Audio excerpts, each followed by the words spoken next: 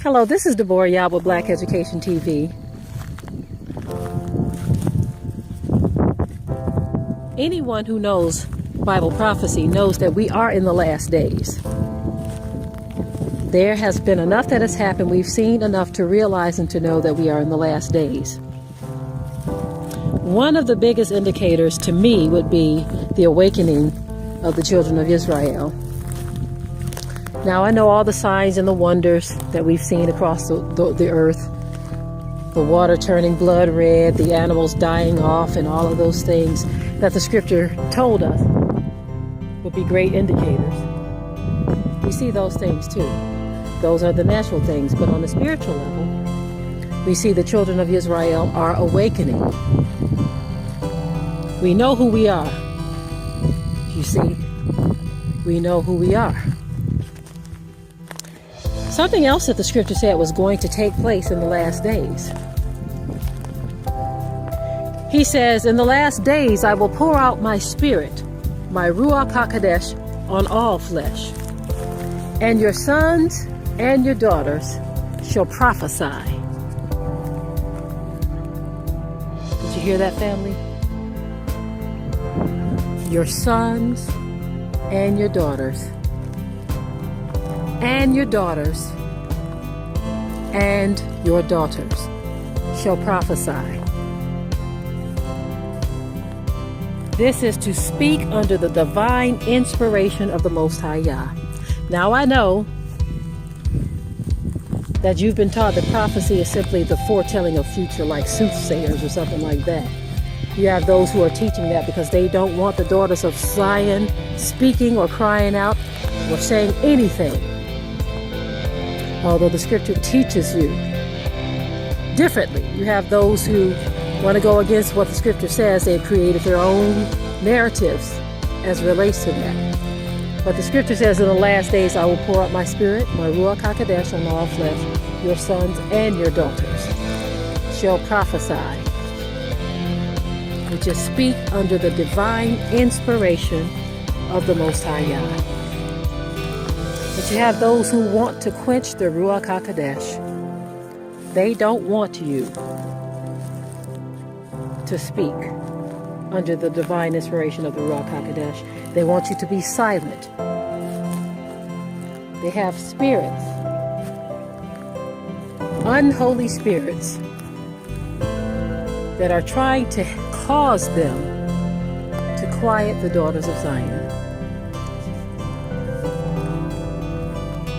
The Most High is speaking, and many of his daughters are listening. Well, no one is saying that because you have to be called of the Most High Yah to do these things. When you go out of your own self,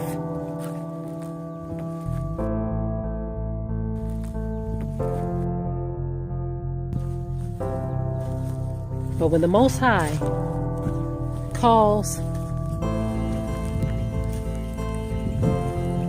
one of his sons or his daughters, you better answer the call. And you better stay out of the way. Understand what I mean when I say stay out of the way. You stay out of the way. Don't get ahead of yourself. If you know that the Most High has called you to do something, don't get ahead of yourself. You allow him to work. Only go where he leads you. Only do what you are told. You have to listen for his voice. The problem is so many are hearing voices, but they are not the voice of the Most High Yah. You want to be led of his Ruach HaKodesh. Don't be led of men. Don't be led of yourself. Don't be led of your own desires. Sometimes you can allow yourself to get beside yourself. I've seen so many times where people get lifted up in pride. And I'm not talking about what some people deem to be pride. Sometimes when you speak with great boldness, people consider that pride. They call it pride because they have no idea what pride is. They just want to label people with that because they have a spirit in them that will not allow them to connect to the truth. So they will say that you're being lifted up in pride because you speak with great boldness. Speaking with great boldness isn't pride as it relates to speaking the truth of the Most High Yah. When you're speaking great boldness of yourself, that's a horse of a different color. That can be deemed as pride when you're speaking great boldness about yourself. Me, I. But when you're speaking the truth of the Most High Yah, you do that with boldness. Let people talk. Let them talk. Do what thus saith Yah. I don't care if you're a man or a woman. If the Most High speaks to you, you better listen. Because he says, my sheep hear my voice, and another they will not follow. Are you hearing Yah's voice, or are you hearing nothing at all? Are you hearing Yah's voice, or are you hearing the voice of another? Are you hearing Yah's voice, or are you hearing your own? There are many voices speaking, and in order to decipher Yah's voice and shut off the noise of all others, you are going to have to seek Him with all diligence. It is in Him we live, move, and have our being. Notice I said in Him. You have to hide yourself in Him, rest in Him, and shut off the noise of all others. People try to confuse you with rhetoric that is self-born, things that they have perceived in their own flesh.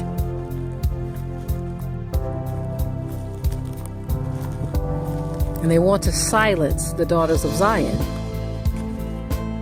If you speak the truth, they call you a feminist, they call you a Jezebel, or whatever it is they call women. I saw a sister so frustrated the other day on Facebook. She made a simple statement. And this brother went on this full rant calling her all kinds of evil things. And she says, look, I'm tired of this. I give up. I don't want no parts of none of this because I'm just tired of being called out of my name for asking a simple question. You can't honestly believe that it's the Ruach HaKodesh that causes or have these brothers doing this kind of stuff. And there are even other sisters who will come against other sisters because of what they've been taught by some man, or because of some jealousy that they have bubbling up on the inside of them. They'll come against another sister. Because most people are not even trying to have a close relationship with the Most High so that they can hear His voice to determine whether or not He wants to use them.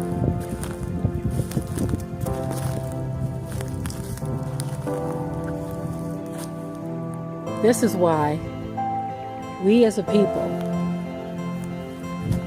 seem to be caught up in so much confusion, because we cannot hear the voice of Yah. We are hearing the voice of people. And the Most High is trying to speak, but guess what? He ain't gonna beg nobody. The word says, to whom you yield your members, that's whose servant you are. Most people have become the servants of sin and self. And this is why they are not hearing the voice of the Most High Yah.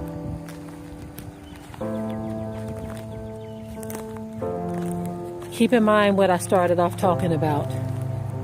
We are in the last days, family. And the Most High says, I'm about to pour out my spirit.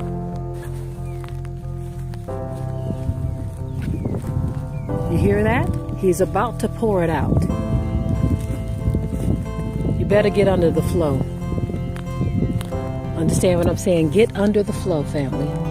Because He is going to pour out His spirit upon all flesh. Quench not the Ruach HaKodesh. Get under the flow so that when he pours out his spirit, you are there to receive. Understand what I'm saying? When he pours out, you want to be there ready to receive. Get under the flow. Get under the flow of his pouring out. And no, I'm not talking no magical hoodoo stuff.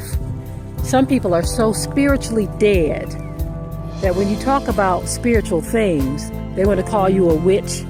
They want to call you some soothsayer. When you talk about the power of Yah, when you talk about spiritual things, because they have flatlined spiritually, they can't connect to this and they think it's witchery. No, the scripture actually says that he's going to pour out his Ruach HaKodesh on all flesh, and that there are going to be some things that he's going to cause his children to do as a result of it. His word actually talks about the power. He says, and ye shall receive power after that the Ruach HaKodesh has been poured on you. He's going to pour out his spirit, family. Get under the flow. Get under the flow. Don't reject knowledge because of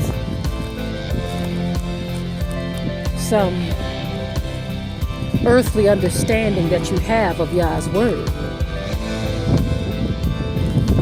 This is why people are so intrigued by superheroes, because they feel like something supernatural is taking place.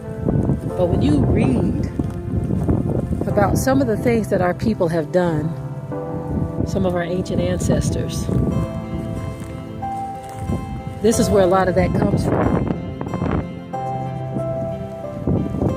The Most High wants us to reconnect to the power that he has for us. He says, I'm going to pour out my Ruach HaKodesh and ye shall receive power. Do you want it, family? Or do you want to stay in this flat dimension, flatlined, spiritually dead? I'm not talking something that is not achievable. I'm just telling you what the word says, that he is going to pour out his Ruach, and you just got to be ready. Choose ye this day what direction you will go in. You can choose life or you can choose death. You can choose weakness or you can choose power. And with that, I will say shalom.